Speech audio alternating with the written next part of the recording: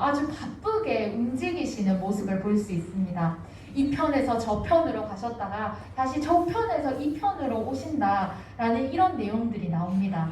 이 표현은 예수님께서 그만큼 하나님의 종으로서 얼마나 바삐 사역하셨는지 알 수 있는 표현입니다. 오늘 우리가 읽었던 말씀은요, 혈루병에 걸린 그 혈루증을 앓던 여인의 이야기가 나옵니다. 이 내용은 마가복음에서 4번째 기적에 해당되는데요. 말씀의 사건은 마가복음에만 기록되지는 않습니다. 이 혈루증을 앓았던 여인의 이야기를 찾아보면 공간복음에 모두 기록이 되어 있어요. 여러분, 공간복음이 무엇입니까? 공간복음은 똑같은 한 가지의 견해를 가지고 쓰인 복음서가 바로 공간복음입니다. 그러면 신약 성경에서 어디에 있는가라고 했을 때 마태복음, 마가복음, 누가복음 이렇게 세 군데 이 공간복음 세 군데를 공간복음이라고 하고, 이 공간복음 모든 가운데 혈루병을 앓았던 이 여인의 이야기가 기록이 된다는 겁니다. 그럼 여러분, 내가 알고 있기로는 복음이라고 붙은 말씀이 하나가 더 있는 것 같죠. 요한복음. 그 요한복음은 공간복음에 포함이 되지 않는데요. 조금 다른 견해를 가지고 쓰여졌기 때문에 공간복음에는 포함되지 않고 사복음서에는 포함이 되어집니다. 그래서 오늘 이 공간복음의 세 군데에 모두 이 혈루병에 걸린 이 여인의 이야기가 기록이 되는데, 오늘 우리가 읽었던 이 마가복음의 이 본문에 가장 자세하게 기록이 되어 있습니다. 본문의 위치를 보면 어떤 위치에 있냐면, 예수님께서 갈릴리 바다 동편 거라사라고 하는 지방에 가셨어요. 그때 군대 귀신 들린 자들을 쫓아주신 사건이 있었습니다. 예수님께서 그 귀신 들린 자를 쫓아주시고 나서 이제 다시 돌아오시게 되어요. 그래서 갈릴리 바다 서편에 가버나움이라고 하는 이 동네에 이르게 되는 것이죠. 그때 어떤 한 사람이 막 예수님을 보러 옵니다. 회당장 야이로라고 하는 사람인데요. 이 야이로라고 하는 사람이 예수님께 와서 아주 간절히 부탁해요. 왜 그랬을까요? 딸이 죽어가기 때문이었습니다. 그래서 이 딸이 죽어가니까 빨리 오셔서 제발 제 딸을 고쳐달라고 예수님 앞에 간청하는 모습이 나옵니다. 그런 야이로의 이 간청과 그 야이로의 집에 가는 것 사이에 오늘 이 본문이 기록되어 있습니다. 오늘 아버지 야이로는 딸의 죽음 앞에서 예수님 앞에 엎드렸고, 이제 예수님이 그 야이로와 함께 가던 중에 오늘 이 혈루병에 걸린 여인을 만나게 되는 것이죠. 이 본문의 위치는요, 어쩌면 샌드위치처럼 끼어 있는 것과 같고 의도가 없는 것 같은데 아주 의도된 본문입니다. 무엇을 의도했냐면 바로 예수님을 통한 구원을 그만큼 강조하기 위해서 이 본문을 이렇게 배치를 시켰습니다. 그래서 이 의도를 이해하기 위해서 오늘 우리가 본문 속에 있는 여인에 대해서 먼저 이해할 필요가 있습니다. 한 여인이 사람들 틈에 끼어서 예수님을 만나러 가게 되는데요. 이 여인은 12해 동안 혈루병을 앓았다고 말씀은 기록하고 있죠. 여러분, 혈루병이 어떤 병인지 아십니까? 피가 계속해서 나오는데 잘 멈추지 않는 병이 바로 혈루병이었습니다. 여성의 자궁벽에 종기가 생겨서 출혈이 발생하고 멈추지 않는 병이래요. 그래서 남자에게는 일어나지 않고 오로지 여자에게만 해당되는 그런 병이었습니다. 한번 출혈이 일어나면 쉽게 멈추지 않았고, 그리고 언제 출혈이 시작될지 규칙적이지도 않았어요. 불규칙하고 멈추지 않는 이런 병 가운데 이 여인이 무려 12해 동안 이 병을 앓고 고통 속에 지내게 되었습니다. 이 여인이 12년 동안 무엇을 했을까요? 혈루병을 낫기 위해서 많은 의사들을 찾아다녔습니다. 그런데 결과가 어떻게 되었다고 말씀은 기록합니까? 26절을 보니까 많은 의사에게 많은 괴롭을 받았다라고 이렇게 말씀이 기록이 되어 있어요.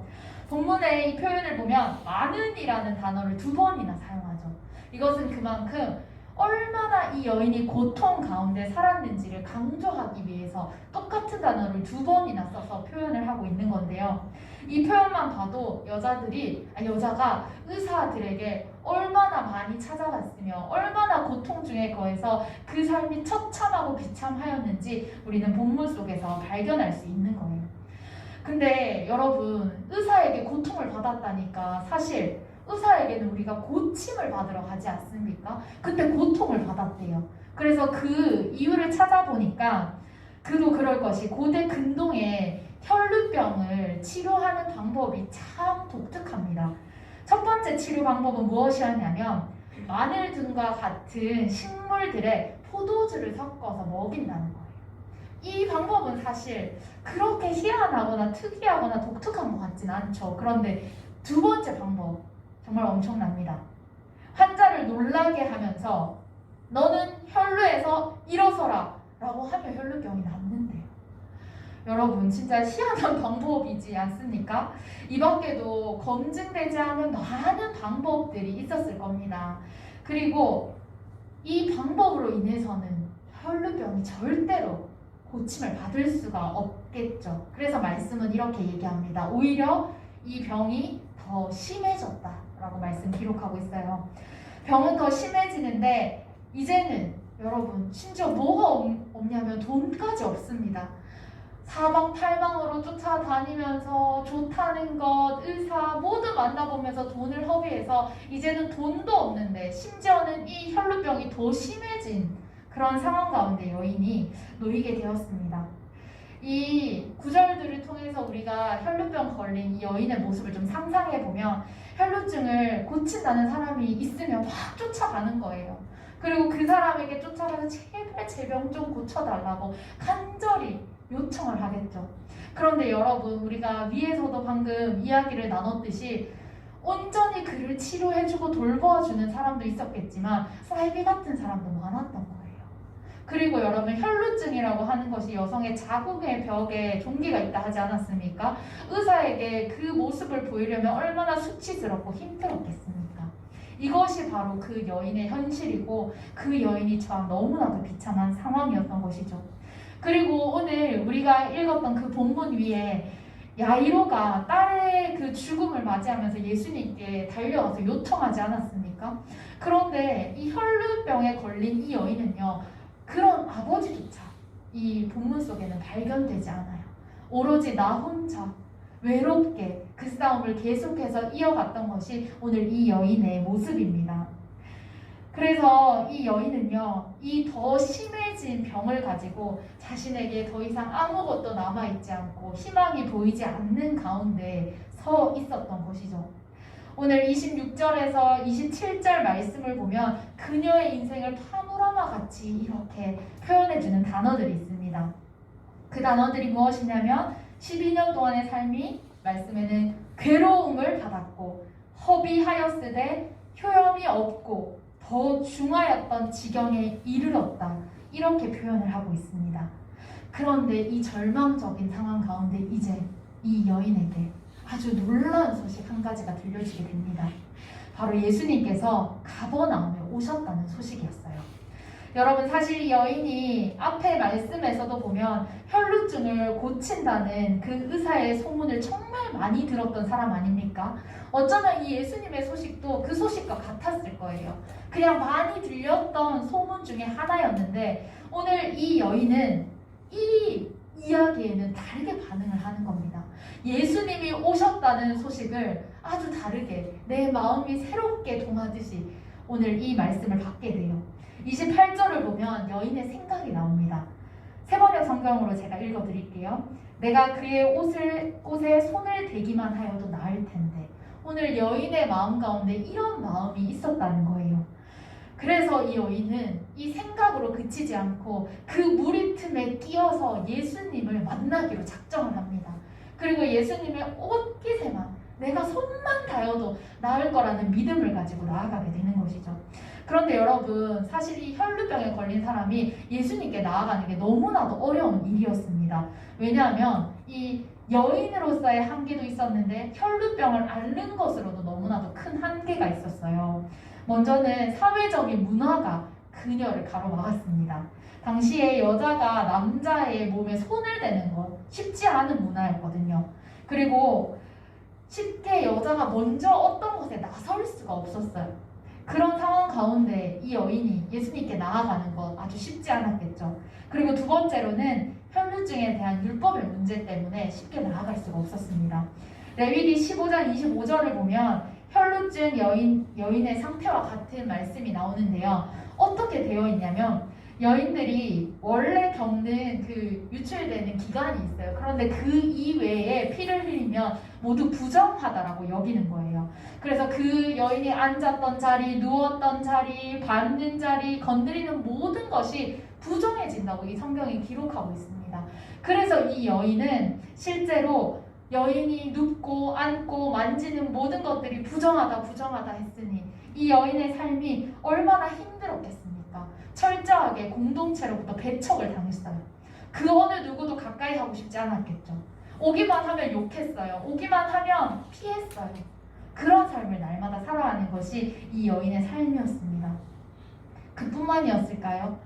이 여인 스스로도 마음의 한계를 가지고 있었습니다. 여인의 마음에는 혹시 내가 이 혈루병을 알아서 날마다 나를 부정하다 하는데 이 사람들한테 들키면 어떡하지? 갑자기 나의 또 출혈이 시작되면 어떡하지? 이런 두려움들이 마음에 가득했을 겁니다. 그래서 이 여인은 예수님께 나아가는 것, 그 사람들의 무리에 섞여 있는 것조차 쉽지 않은 그런 사람이었습니다. 그런데 오늘 이 여인 가운데 뜨거운 마음이 일어났고 이제 이 모든 두려움을 깨고 드디어 예수님의 옷에 손을 댑니다. 그 여인에게 그런데 더 큰 위기가 찾아오죠. 예수님께서 이렇게 말씀하시는 겁니다. 누가 내 옷에 손을 대었느냐? 라고 이렇게 이야기를 해요. 그 많은 무리 앞에서 예수님이 이렇게 이야기하니 얼마나 두려웠겠습니까? 나는 병에 걸려있고 사람들에게 날마다 배척당하는 사람이었는데 오늘 예수님께서 나를 이렇게 불러서 내가 들키면 어떡하지라는 그런 두려움들이 가득했을 것입니다. 그때 제자들은 예수님께 이렇게 이야기를 합니다. 예수님, 수많은 사람들이 있는데 그 무리 속에서 다니는 것 너무나도 당연하지 않습니까? 그런데 왜 그렇게 이야기를 하십니까? 예수님께 제자들이 이렇게 이야기를 합니다. 그런데 예수님은 분명히 아셨어요. 나에게 능력이 나갔다는 것을. 그래서 오늘 예수님께서는 그 무리들 가운데 혈루병에 걸린 그 여인, 나의 옷깃을 만진 그 여인을 찾으셨어요.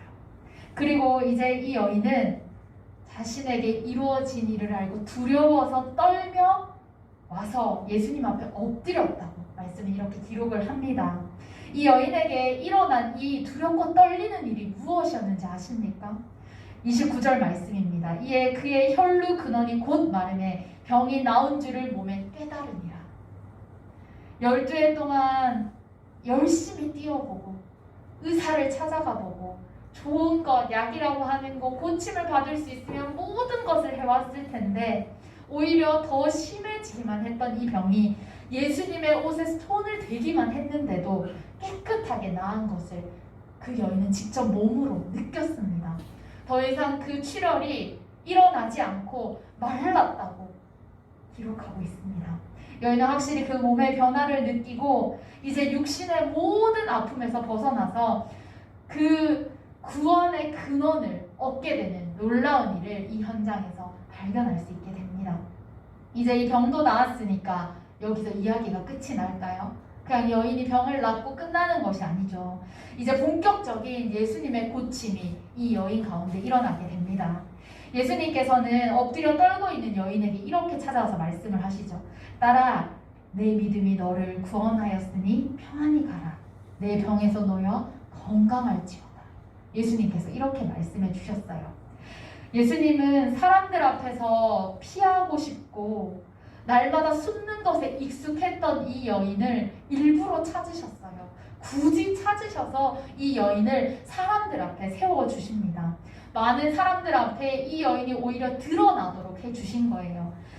이 모든 시선이 예수님께 집중되어 있었는데 예수님께서 이 혈루병 걸린 여인을 부르심으로 말미암아 이제 모든 사람의 시선이 어디로 갔을까요? 이 혈루병에 걸린 여인에게로 향했습니다. 예수님께서 이 모든 시선을 혈루병 걸린 여인에게 돌리신 이유가 무엇이었을까요? 예수님께서 많은 사람들에게 내가 병을 고쳤다 인정받고 싶으셨을까요? 아니면 내가 병을 고쳤다고 자랑하고 이제 더 많은 돈을 받기 위해서 많은 의사들처럼 그렇게 하기 위함이셨을까요? 여러분, 예수님의 의도는 전혀 그런 의도가 아니었습니다. 예수님께서는 혈루병을 앓으며 그동안 망가졌던 그 여인의 모든 마음과 상처를 싸매시고 고치시기로 작정하시고 이 여인을 사람들 앞에 세워주신 겁니다. 예수님께서 하신 말씀을 통하여서 이 여인을 어떻게 고치셨는지 우리가 더 자세히 알기를 원하는데요. 먼저 예수님께서 이 여인을 뭐라고 불러주십니까? 딸아라고 이렇게 불러주시죠. 여러분, 이 여인이 진짜 예수님의 자녀는 아닙니다. 그런데 이 딸이라고 하는 이 단어의 뜻은요, 아버지가 사랑하는 자녀를 부를 때 하는 단어와 똑같다고 해요. 그래서 사랑하는 딸을 부르듯이 예수님께서 그 여인에게 너무나도 사랑스러운 말투로 딸아라고 이렇게 불러주시는 겁니다. 그동안 너무나도 두렵고 떨렸던 이 여인, 12년 동안 한 번도 사랑하는 내 딸아 라는 그 음성을 들어본 적이 없었던 여인이 그 예수님의 따뜻한 음성을 들었으면 어땠을까요? 그 마음에 그동안 쌓여있던 모든 아픔들이 깨끗하게 녹아지지 않았겠습니까? 마치 예수님께서 나의 음성을 불러주셨지만 정말 내 아버지의 사랑을 받는 것처럼 그 마음 가운데 사랑이 충족되었을 것입니다. 사랑하는 딸아 라는 한마디를 통해서 예수님은 육신의 아픔과 함께 마음에 깊이 쌓여있던 모든 것들, 그리고 깊이 패여있던 모든 상처들을 사랑으로 덧발라 주셨습니다. 예수님께서는 그렇게 불러주시며 이 여인을 치료해 주셨어요. 두 번째로 예수님은 내 믿음이 너를 구원하였다 라고 이렇게 말씀을 해주시죠. 그런데 여러분, 이 여인이요, 사실 자신의 믿음 너무나도 잘 알고 있었을 거예요. 이 옷을 만지면 낫는다고 하는 것이 미신이 섞인 동기였기 때문이에요. 많은 사람들이 이런 미신 믿지 않습니까? 어떤 돌을 만지면 장수를 한다더라, 아이를 낳을 수 있다더라, 이런 미신이 있는 것처럼 오늘 이 여인도 예수님의 옷깃을 만졌던 그것이 미신이 섞여있던 그런 동기였습니다. 그래서 이 여인은 그런 미신 섞인 동기를 가지고 있었는데 예수님께서는 너의 동기가 불순하다, 너는 가라 라고 말씀하지 않으시고 오히려 많은 사람들 앞에서 세우시고 그 여인의 믿음을 칭찬해 주시는 겁니다. 온전하고 대단하지 않은 동기였지만 예수님께서는 받아주시고 고쳐주시고 진짜 구원이 무엇인지 이 여인에게 알려주신 겁니다. 세 번째로 예수님께서 이렇게 말씀하셨어요. 예수님께서 평안히 가라 라고 이렇게 말씀하시죠. 지금까지 그 여인의 마음에는 평안함이란 찾아볼 수조차 없는 것이었습니다. 육신의 병으로 인해서 고통에 떨었던 삶, 비참함으로 물든 마음이 이 여인의 마음이었기 때문입니다.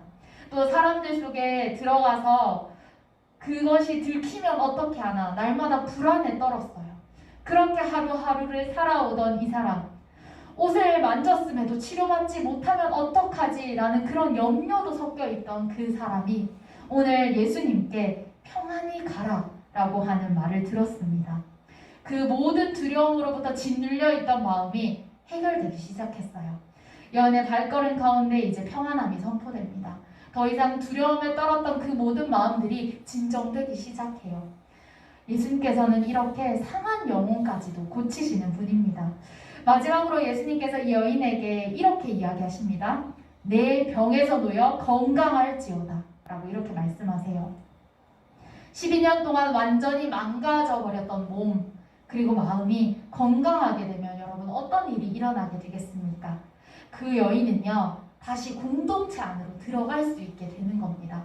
철저히 분리되어 있고 공동체 안에 섞일 수 없었던 그녀가 몸과 마음을 모두 치료받고 나니까 이제 더 이상 부정한 사람이 되지 않는 거예요. 예수님이 네가 구원받았다 하니 저 사람은 분명 무슨 죄가 있을 거야, 저 사람 부정한 사람이야 했던 그 사람들의 시선 또한, 그 사람들의 마음 또한, 말 또한 모두 거쳐지게 되는 겁니다. 그래서 이 여인 가운데는 그 죄인처럼 살아갔던 모든 삶이 해방되는 자유를 누리게 되었습니다. 기쁨에 찼어요. 나는 이제 죄인이 아니구나. 나는 죄에서 해방되었구나. 얼마나 기뻤겠습니까? 그리고 그 기쁨 가운데 이제 공동체 안으로 내가 다시 받아들여지는구나. 이 사람들과 함께 예배드릴 수 있고, 이 사람들과 함께 친구 될 수 있고, 이 사람들 가운데 섞여서 나도 살아갈 수 있구나. 오늘 예수님께서는 이 구원을 선포하시면서 이 여인에게 이런 삶을 허락하신 겁니다. 예수님은 이 선포를 통해서 그녀의 모든 전인격적인 것들을 고치셨습니다. 여러분, 예수님이 혈루증을 앓고 있는 이 여인을 고쳐주시는 모습을 통해서 우리가 꼭 기억해야 할 것이 있습니다. 그것은 바로 예수님은 이미 우리를 잘 아시고 우리를 고치시기를 원하시는 분이라는 겁니다. 예수님은 사람들이 여인에게 부정하다 하셨던 것을 아심에도 오히려 그 부정함들을 끌어안으신 분이에요. 보통 그 부정한 것들이 묻는다고 하면 너무나도 싫어하는데, 예수님은 오히려 그 여인의 모든 부정함들을 끌어안으시고 깨끗하게 해주셨습니다. 단순히 병에 걸려서 죽고 사는 문제를 떠나서 영원한 생명을 그녀에게 허락해 주신 것이죠. 우리에게도 예수님은 똑같이 그런 분이십니다. 기꺼이 우리의 모든 죄를 짊어지셨고 우리를 깨끗하게 해주시기 위해서 우리의 모든 부정함들, 더러움들, 우리의 죄의 모든 문제들을 직접 끌어안으신다고 예수님께서 말씀하고 계십니다. 그분의 그 모습은요, 오늘 십자가를 통해서 우리에게 보여졌습니다. 예수님께서 십자가를 지시고 그 피를 흘리시고 죄를 감당하심으로 인해서 이제 우리의 모든 그 죄의 문제들이 해결된 것으로 우리에게 보여집니다. 여러분, 우리가 주님 앞에 나아갈 때 좀 완벽하지 않아도 됩니다. 그 여인의 믿음이 온전치 않았던 믿음이었지만 오늘 예수님은 그 모든 것을 끌어안아 주신 분이에요. 그래서 우리도 좀 상한 마음, 지친 마음, 아픈 마음, 해결하지 못하는 죄의 모든 문제들을 가지고 주님께 나아가기만 하면 주님께서 우리를 고쳐주신다고 말씀해주고 계십니다. 상한 채로, 허물이 많은 채로 주님께 나아갑시다. 주님은 지금도 잘 왔다 내 딸아, 잘 왔다 내 아들아, 우리의 이름을 불러주시면서 우리를 고쳐주신다고 말씀해주고 계십니다.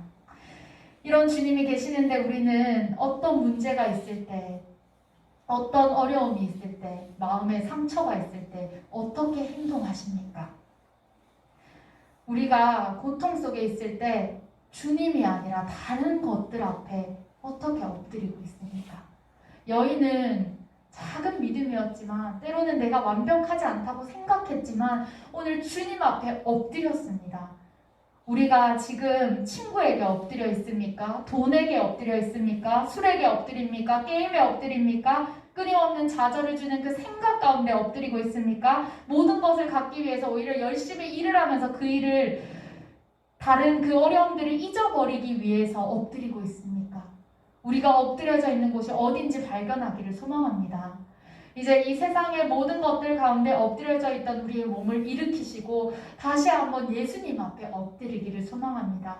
지금도 우리를 끌어안아 주시고 우리의 죄를 깨끗하게 해주시고 사랑하는 내 딸아, 내 아들아, 내가 너를 치료하기를 원한다 말씀해 주시는 그분 앞에 엎드리시기를 소망합니다. 그분은 우리를 우리보다 더 잘 알고 계십니다. 오늘도 우리가 상처가 나서 아플 때, 피를 철철 흘리는데, 그 고통 가운데 있는데 때로는 우리가 그 아픔조차도 모르겠다 하고 살아가고 있을 때 주님은 우리의 모습을 보시고 눈물을 흘리시며 지금도 벅찬 가슴으로 우리를 끌어안기를 원하고 계십니다. 오늘 그 주님 앞에 나아가 진정한 치료를 받으시고 주님 품에 안겨 살아가시는 여러분들 되시기를 소망합니다. 함께 기도하겠습니다. 하나님, 우리의 어떤 모습이든지 고치시기로 결정하시고 우리를 사랑하는 딸로, 사랑하는 아들로 불러주시고 품어주시는 분이셔서 참 감사합니다. 육신과 마음의 모든 아픔과 어려움 가운데 다른 것들로부터 눈을 돌려 주님 앞에 나아가 엎드리는 믿음을 더하여 주시고 주님께 엎드릴 때 우리의 모든 영역에 주님의 고침의 은혜가 일어나게 하여 주시옵소서. 예수님의 이름으로 기도드립니다. 아멘.